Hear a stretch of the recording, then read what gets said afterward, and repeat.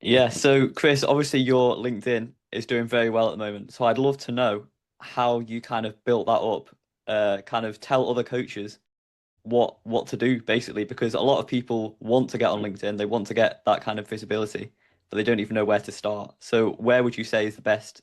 What would you say to do to start? I mean, what I have done is just really studying bigger creators. Unfortunately, I have also to say all these big creators, aka gurus, they always tell you there's a one size fits all solution for your business. I disagree strongly, because at the end of the day, you have to find your own voice.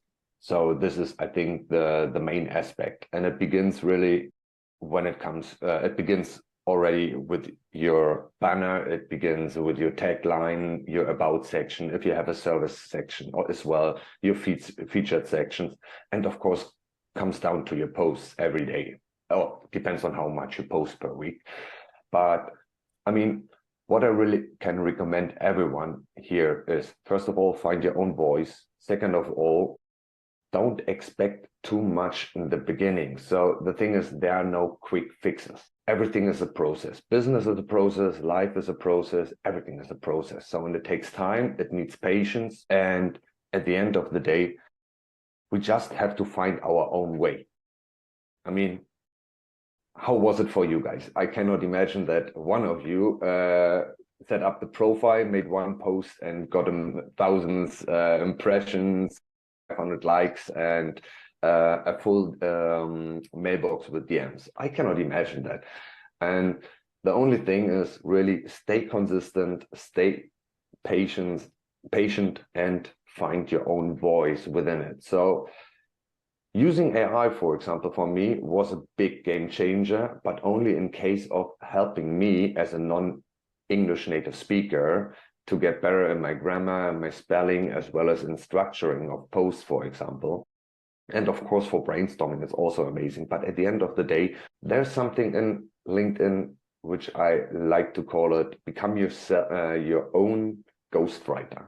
So this is something you have to learn from over time, I think. And this is something that worked for me. But there's again the point, one size fits all. So find your own way. Yeah, I completely agree with that. And obviously, at the start, it's really hard to even know what to post, never Yeah, mind to know how to get them into clients. yeah. But for me, I started on Twitter about 2, 3 years Oh, ago. okay. I got my first kind of low ticket client at Mhm. 30 followers. Okay. That was back when I was getting like very little engagement, very little anything. But it took me like a full year to actually get to that level where it could replace my job, my income. Yeah. Um, so it takes a long time, and it's a skill. It's definitely a massive skill.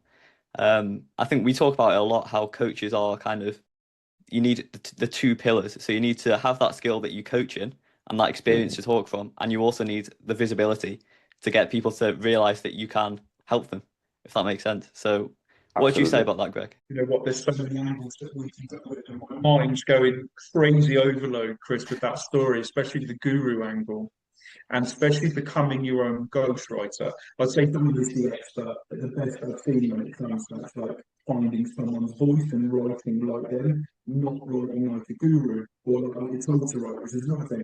But bringing it back to that guru, they do sell one size fits all because it sells. Yeah? It's easy to market, it's easy to put results on it, it's easy to like.